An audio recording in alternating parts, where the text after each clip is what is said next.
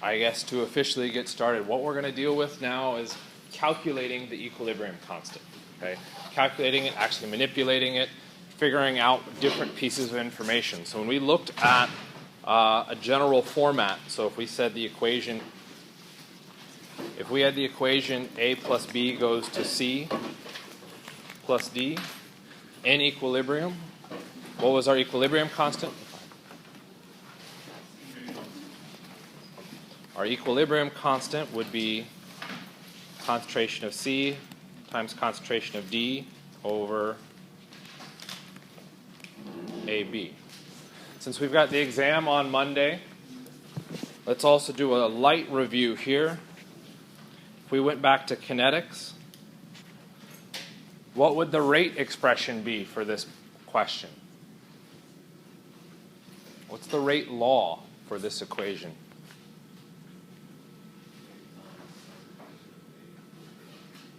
Rate equals lowercase k, attempting to make that look like a lowercase, times concentration of A to the x good,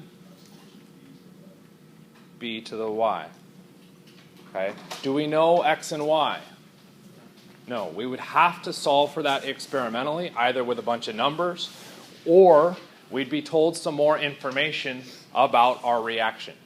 That one extra piece of information would be that it's an elementary step, okay, or it's a single step within a mechanism. That would allow us to say the coefficients from our balanced equation are the x and y values. Without that information, that's all we've got. Those are variables. Okay? Anybody see why this could get confusing, particularly on this exam?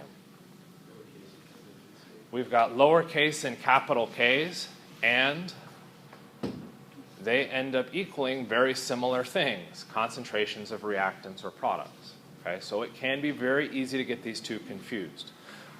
In that respect, on the exam, I will divide the exam ultimately into 4 sections, or 2 sections with 2 subcategories within them. The first section would be a show your work section. So that way, if you punch something into the calculator wrong, I can at least give you credit for the work that you did do. Okay? So you can prove that you understood what was going on, you just didn't enter it into the calculator right. Okay? I'll divide that into 2 subsections, Chapter 13 and Chapter 14. Okay?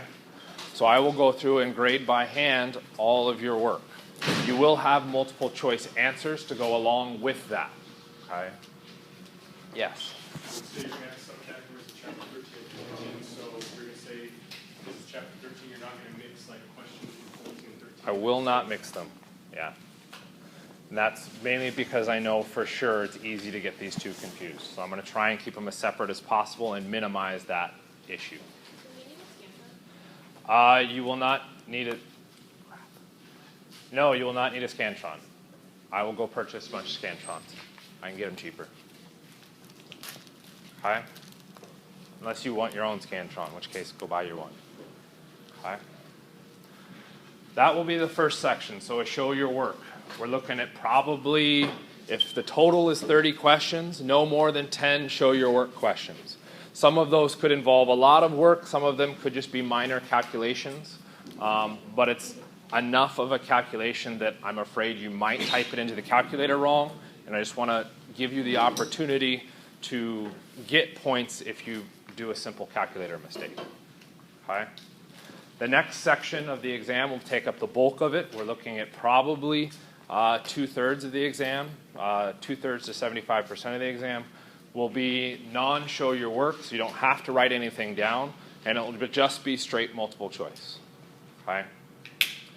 Easy examples in that would be something like lect8a questions, where you don't have to deal with actual calculations. You just have to say which way the reaction shifts, okay, if it shifts. Kind of makes sense? Okay. And again, within that multiple choice section, I will subdivide it into Chapter 13 material and Chapter 14 material. Okay? So let's get into Chapter 14. We've got our equilibrium constant, or our expression here in the upper left. That is left, isn't it? Yeah. Okay? With it in that upper left, we can now try and manipulate that. So far, all we've really done is said, here are equilibrium concentrations. Tell me what the equilibrium constant is. So now what we're going to go through and do is say we're missing other pieces of information and see what we can do or come up with from there. Okay? So to go through with this, we've got a sequence of steps. Based on previous semesters, no student likes to go through these steps. Unfortunately, if you go through these steps, your odds of getting the questions right drastically increase. Okay, so I would highly recommend that you go through each of these individual steps, at least when doing the homework. When you start getting things consistently right, then by all means you can start skipping steps. Okay? I try to include them all, no matter how painful, so we'll briefly talk about it. It's nice to have a balanced reaction equation. You will need it to be balanced if it's not balanced already for you. Okay?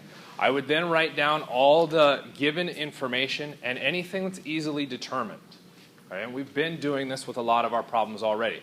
Converting the text of the question into symbolic notation and putting in numbers where things equal each other. Okay? It's one of the things we needed to do for kinetics because that allowed us to then decide what equation we should use, okay? Or at least whittle away some of the other equations. The next part of this, step 3, is going to be the big new thing that we're going to talk about today. We're going to build what's known as an ICE chart, or an initial change and equilibrium chart.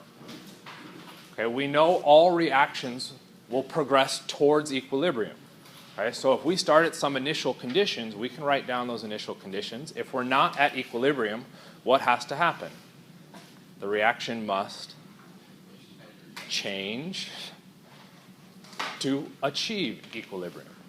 Okay? So we can kind of format our solve in such a way that it makes it a little bit easier to manipulate and solve for these problems. Okay? So it's the only reason we generate ICE charts is just because it's easier to see the information. It makes it less confusing. Okay?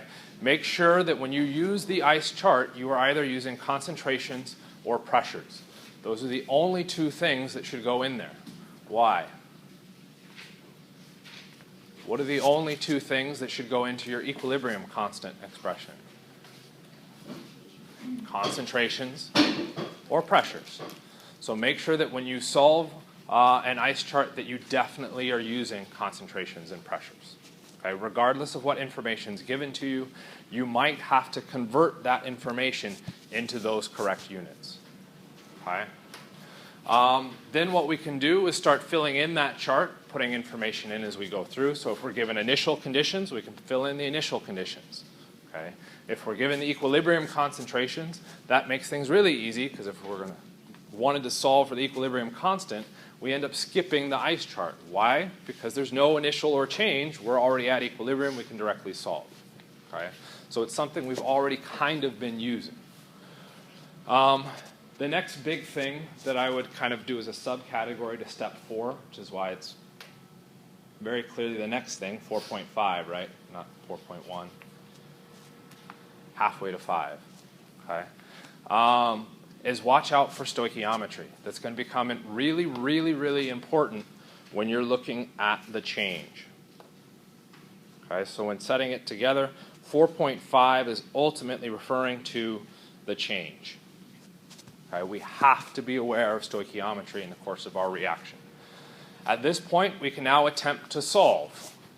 So we know what our equilibrium expression is supposed to look like. We now have potentially equilibrium concentrations. We can plug those equilibrium concentrations into our equilibrium expression and see if we can solve. Okay? If we can't solve, that's when we can continue on to the next steps. Step 6 and step 7 ultimately look at how we're solving for a different variable. Okay? At the very end, we'll again then be able to solve the problem. And the biggest part of this is that you need to absolutely make certain that you answer the question that's asked. Okay? And we'll get into that when we actually look at this. Okay? Steps 6 and 7 usually involve equilibrium constants or equilibrium concentrations that we don't know. Okay, so there'll be some unknown variable within it. That unknown variable we're going to introduce into it for our own kind of peace of mind, you need to make sure that whatever you decide to introduce X as, it matches with what the question's being asked. Okay? Like I said, we'll look at a couple examples for that. So, let's go through and look at an easy problem first. A mixture is composed of 0.2 moles of nitrogen oxide, 0.1 moles of H2, or hydrogen, and 0.2 moles of water. Okay? They're placed into a 2-liter container at 200 Kelvin. The following equilibrium is established. Remember way back when we first started talking about this, we had problems with what equation you should use. Here's how you know what equation you should use. It's given to you. Okay? At equilibrium, the concentration of the nitrogen oxide is 0.062 molar. What are the other equilibrium concentrations, and what is the equilibrium constant with respect to concentration? Okay? What's the answer? Good, no one knows. So what we need to do is start to piece this together. Our first attempt is to start to put down information that we know. We've already got the balanced equation, so we don't need to worry too much about that. Someone lock the door. So we can write down that information that's given.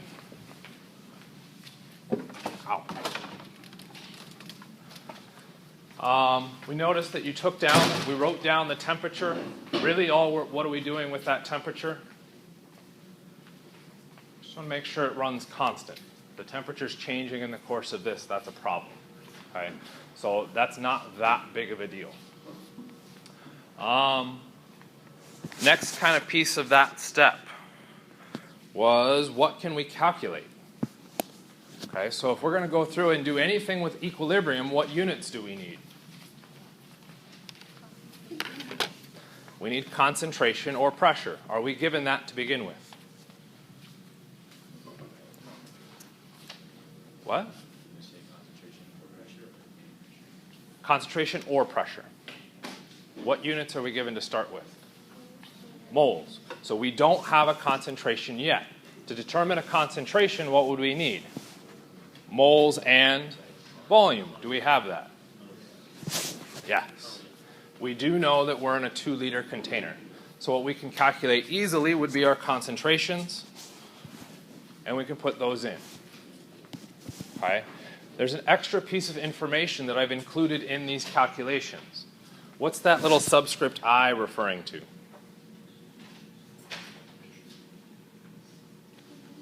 Standing for initial.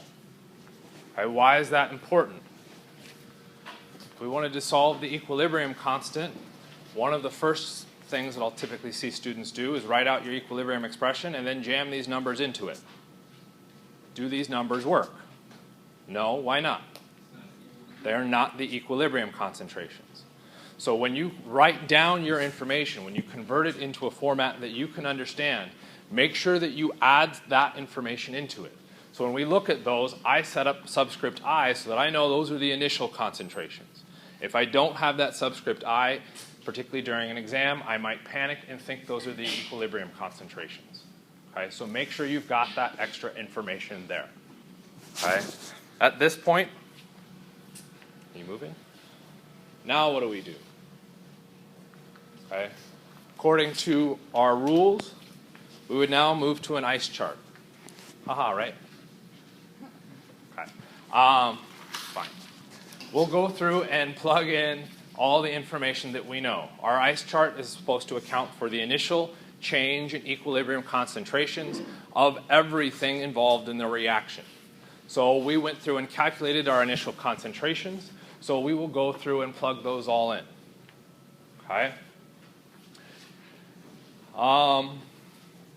What was our initial concentration of N2? No, it says it's 0. Okay? Is that information actually given to us? It says we took a mixture of nitrogen oxide, hydrogen, and water and placed them into a container and let it get to equilibrium. Which means, what was our initial concentration of nitrogen? 0. Okay? We didn't add it to this container, which means it starts at a 0 condition. So sometimes the lack of information actually gets you a number. Okay, in theory I did that math right, did I? 0.2. Okay, I think I got it right. So we can plug those numbers in. Okay. First thing that we could go through and do at this point is to look at a Q value. So our initial is ultimately telling us something about Q. So we could go through and solve for Q. Okay, what number would we get for Q? How do you solve for Q? Let's try it that way then. Q is equal to what? Products over the reactants. What are our products?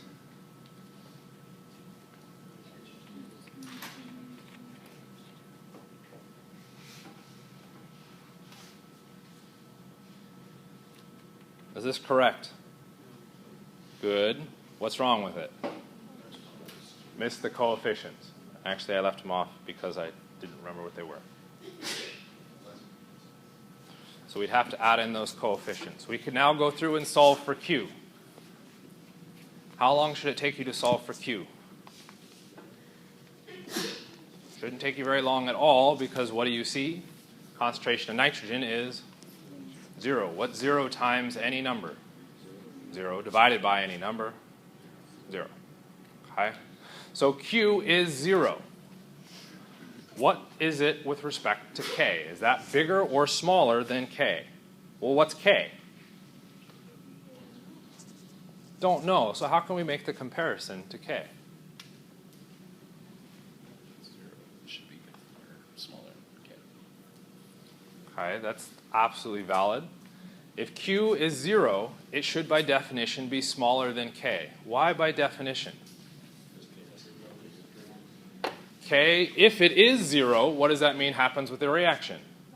No reaction occurs, we wouldn't get an equilibrium. The question says it gets equilibrium, which means by definition K is greater than 0, which means Q is less than K, which means which way does our equilibrium shift? Goes in the forward direction towards products. So we would expect our product concentration to increase and our reactant concentration to decrease. Now we can start to plug some information into our changes. Just that calculation, our increasing and decreasing, gives us a bit of information. It gives us the change, okay, or the sign on our change. Shouldn't have put in parentheses. I'm going to regret writing this information too. No, I won't. I lied. Eraser. Okay. We would expect our reactant concentration to go down, so our change should be negative, and we would expect our product concentration to go up, so it should be positive. Okay. How much does it change?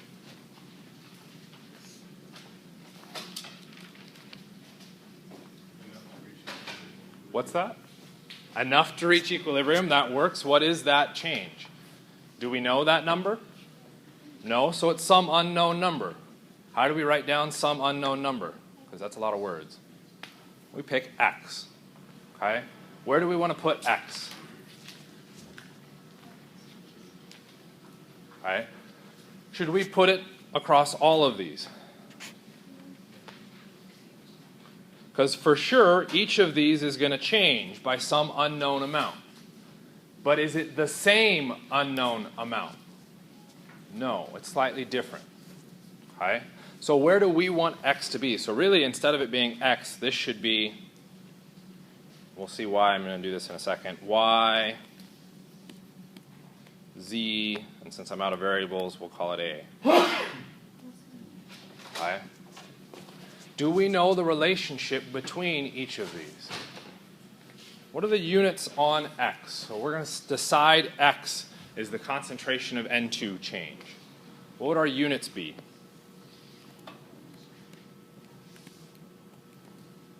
What was it again?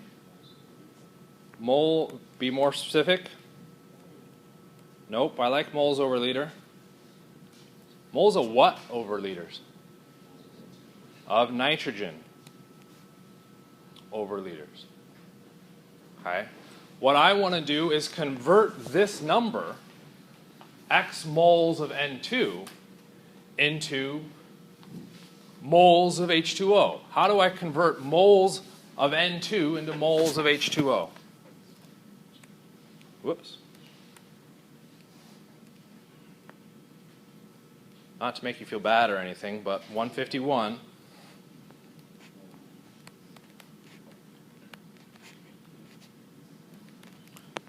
what conversion factor is there between the moles of N2 and the moles of H2O? Balanced equation, 2/1. It's a lot of work to cram in there, so maybe we can think of a shortcut. When we get to H2, what's our relationship?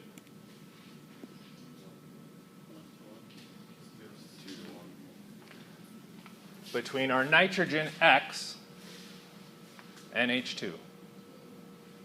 Still 2/1. So what does it change? 2x. How do we know that 2? We did our stoichiometric conversion, which we did for the first one, which gives us a change of negative 2x. What do we get for our nitrogen oxide?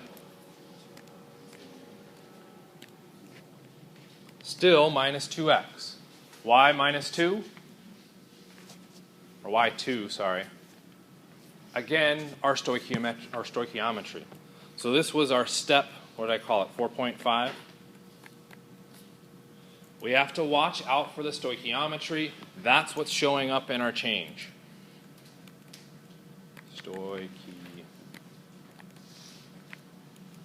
Okay. That gives us the numbers or our coefficients in front of the x.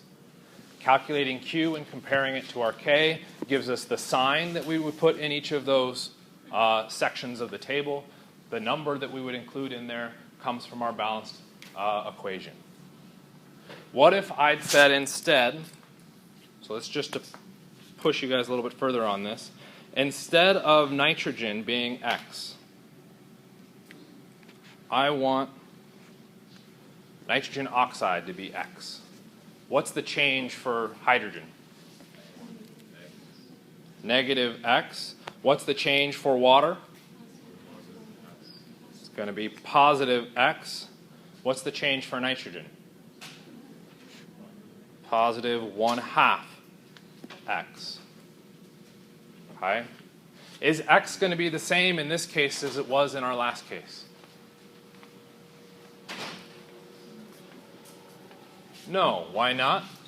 X in this case is the concentration of nitrogen oxide. X in the last case was the concentration of nitrogen. Is that going to change our answer at the very end? Our equilibrium constant? No, because all of the variables will end up changing. We can go through and solve any which way we want. Okay, because I don't remember how I solved this, and I typically don't like fractions. I'm going to guess that what I actually solved with was negative 2x, plus x. What was it, plus 2x? A lot of work for something relatively simple, right? It gets even worse, trust me. Last thing that we could do is do our equilibrium. Okay, well, what is our equilibrium concentration? Well, our equilibrium concentration is dependent on what we started with, so our initial and how it changed it, how it changed to reach our equilibrium. So when we go back to the information given, we're told the equilibrium concentration of nitrogen oxide, so we could include that number in our chart. What's the equilibrium concentration for hydrogen?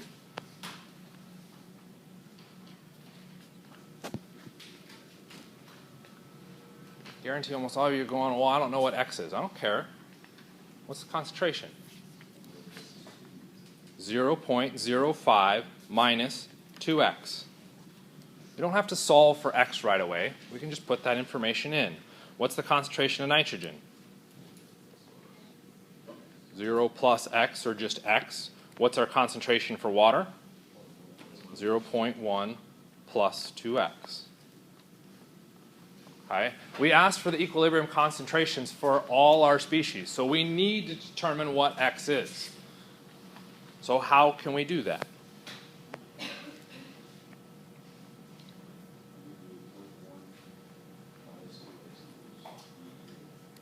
Remember, to get our equilibrium concentrations, it was the initial plus the change equals equilibrium. So if we take a look at our nitrogen oxide solve, it's our initial, 0.1, plus our change, which is negative 2x, equals our equilibrium concentration, 0.062.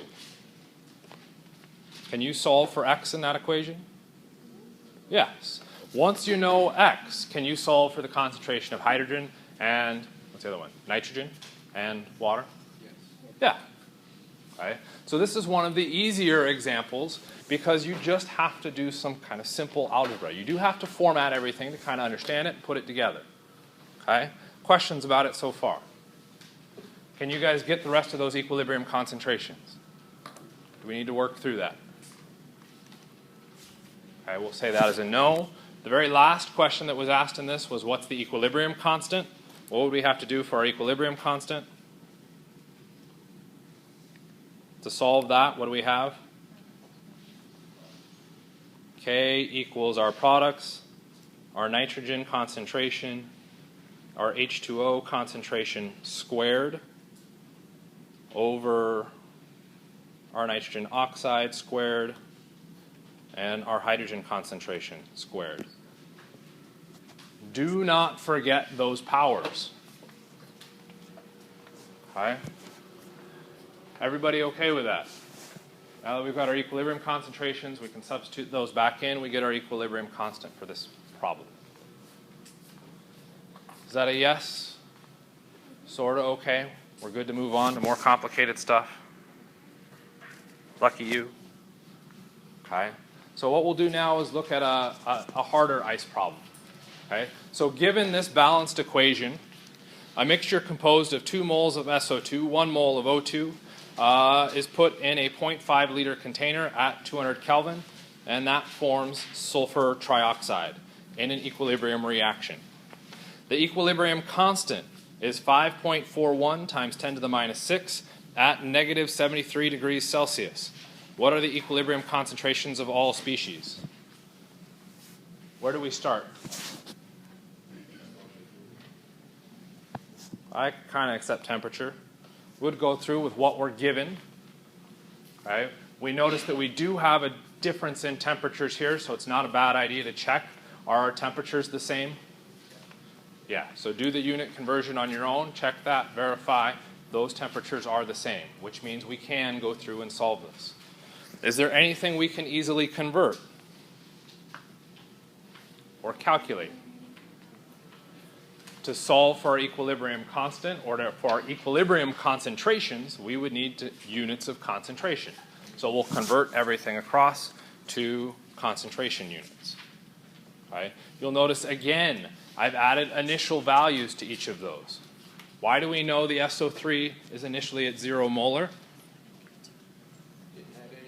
We didn't add any of it to begin with, so it by definition has to be 0.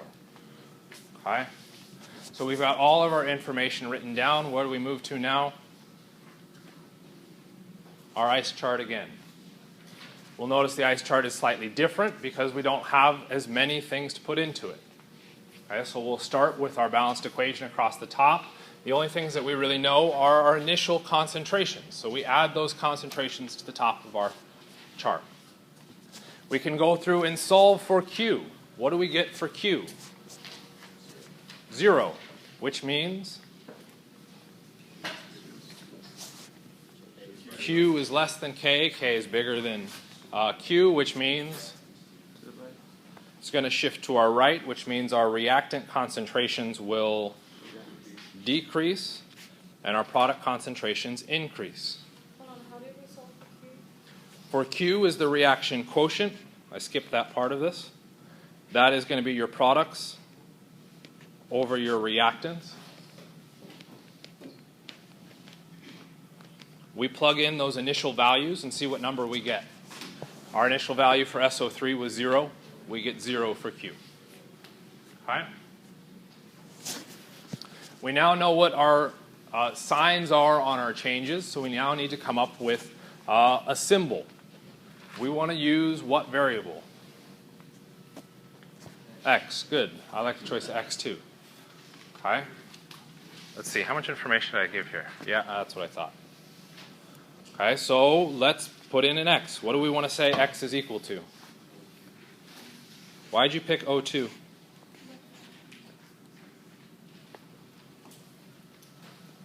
It's arbitrary. It's entirely up to you. I would agree. I would pick O2 to be our negative X, because when I go through to do the changes for our SO2, what would I get? 2X. And, whoops, that should be a plus. Is that why you were shaking your head at me? Yeah. I was thinking differently. Okay. X is anything that we want to be. We could make the X value our concentration of SO2. Just remember that's going to change your solve in comparison to some way that went through and did this. You still get the same answer at the end as long as you know what you set your X value to. What's your equilibrium concentrations for each of these?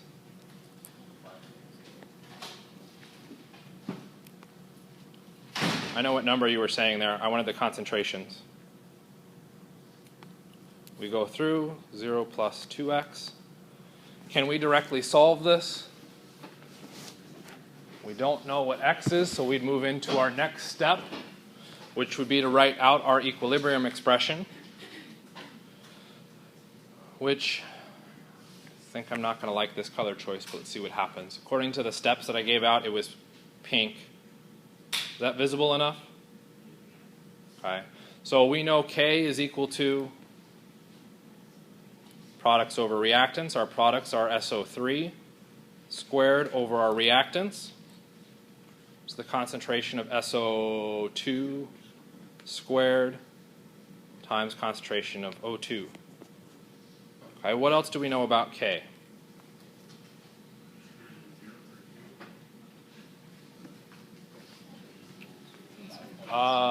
What was that? What else do we know about K?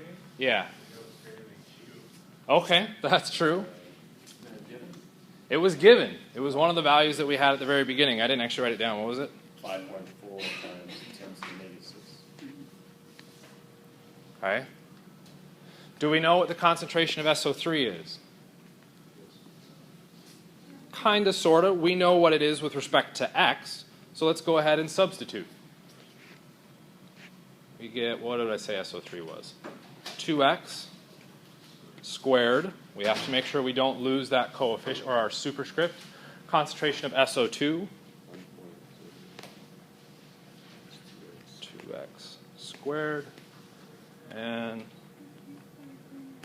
5 minus x.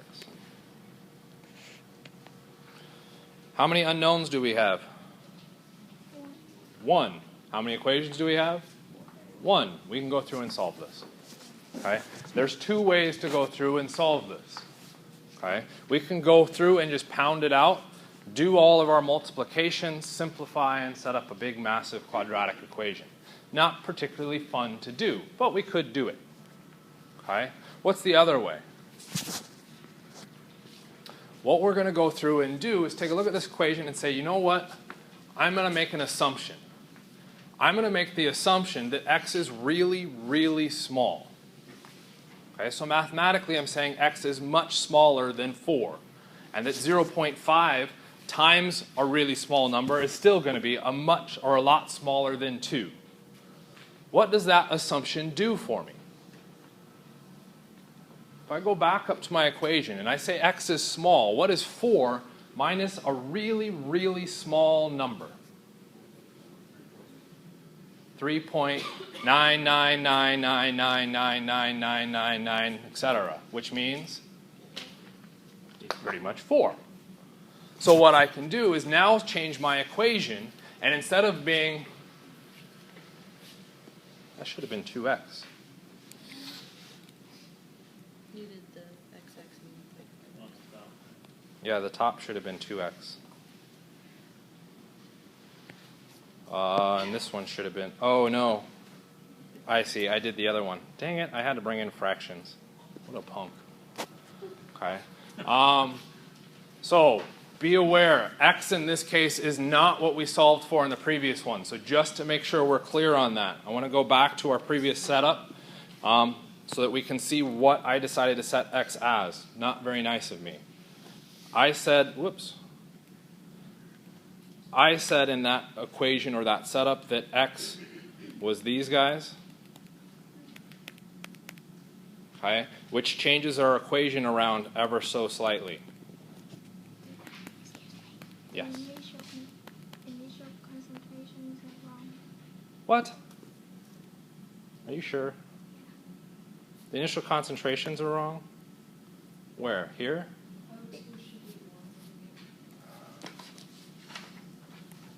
What should the initial concentrations be? 2 and 1. Not 4 and 2. 2 and No, 4 4. and 2. 4 and 2. Oh, did I have it correct on the next page? 2 and 1. Okay. So 4 and 1 are our initial concentration? 4 and 2. Man. 4 and 2. Yes? And that one was at least still 0, right? Okay. This is why you don't copy and paste. Okay. We can then go through and plug this into our equation for equilibrium. We'd get our x squared over 1.0 minus x. Sorry, it's not 1s. 4s.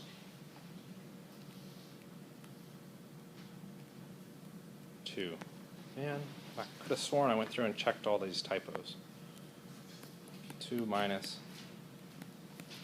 half x.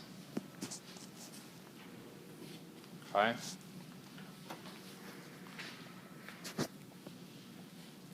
Freak. 4. Okay, did I screw it up on the next one? So if that's our expression, looks like I got it right here. Yes?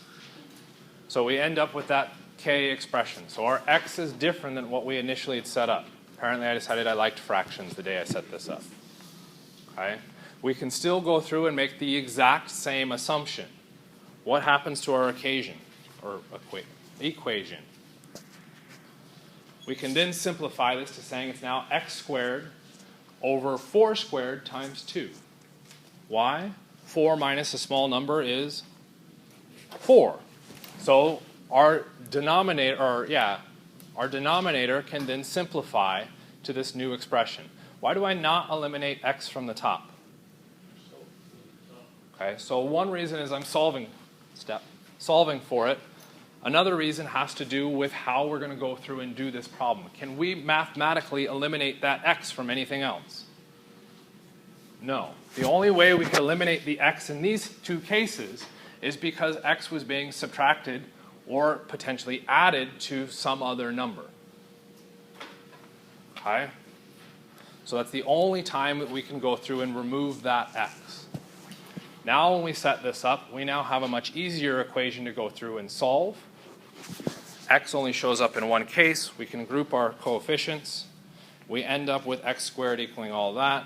Square root of x gives us technically not 0.0132. What does it give us? Come on, mathematicians. Square root always gives you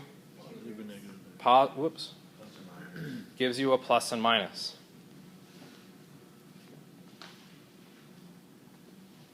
Which value for x is true? The plus value. Why is it not the negative value? Because that would mean we had a negative concentration at equilibrium. Can we have a negative concentration? No. Okay? So after all of that math, it's really easy to get confused and assume that x is your answer. Pause before you choose that, because almost guaranteed that's going to show up as a possible answer. Okay? What did we set x to initially? We'd go back to our ice chart. Hey, showed it. Well, I didn't fix the concentrations.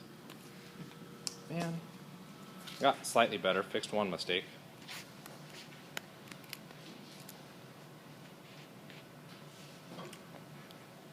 Yeah, and this is 2. This was 4.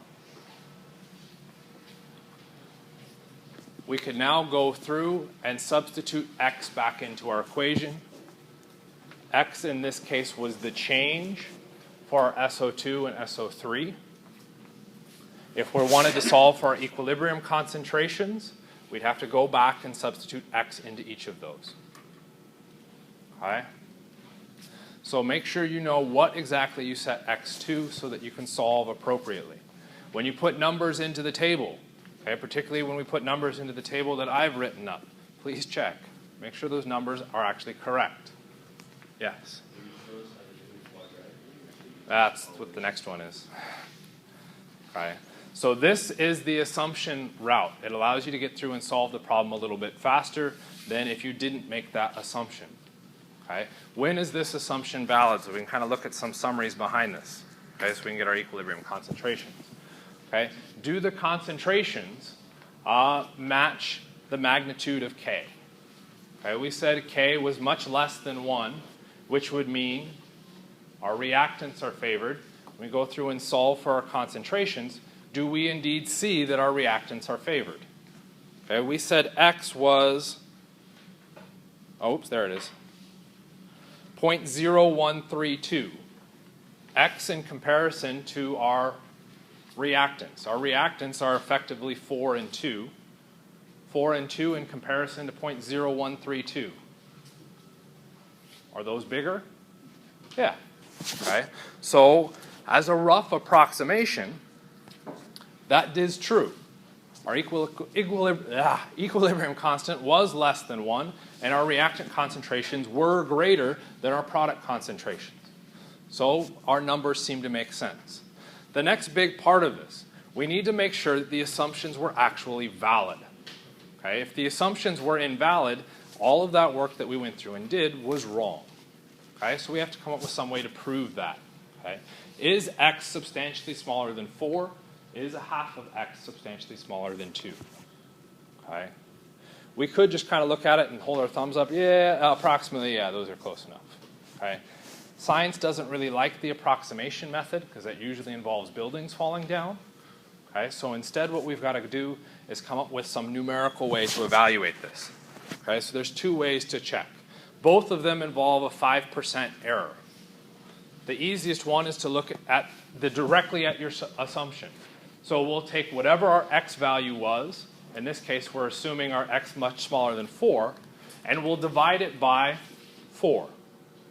Multiply by 100%, that gives us a percent difference between those two. What is our percent? Less than 5%. If we're less than 5% wrong, we typically say we are right. Okay? So that version of our assumption holds true. The other way we could go through and do this is substitute into the equilibrium expression. So now that we've got our equilibrium concentrations, substitute those values back into your equilibrium expression and compare it to the equilibrium constant that you were given at the beginning. Ultimately, what you're doing is the exact same thing, just 3 times the math. Okay? So we'd go through and determine what our equilibrium concentration was, or put in our equilibrium concentrations, solve, and we end up with comparing 5.41 times 10 to the minus 6 to 5.49 times 10 to the minus 6. That comparison, we again run through this percentage. Is it less than 5%? Yes. What does that mean? Our assumption is valid. What does that mean? We're done with the problem. Okay? So you have to check your assumptions. In general, we can throw in another assumption on top of this. If your K value is smaller than 10 to the minus 4, the assumption usually is true. Okay? So if you're really crunched on time and you see a K value less than 10 to the minus 4, your assumption should work and you should be fine. If your assumption is bigger, or your K value is bigger than 10 to the minus 4, the assumption will not work and we must go through and solve the long way. Okay, which is the next problem. Okay, what I would classify as the toughest ice problem. So go ahead and get set up on this. I'm going to stop recording here to make sure we actually get a recording.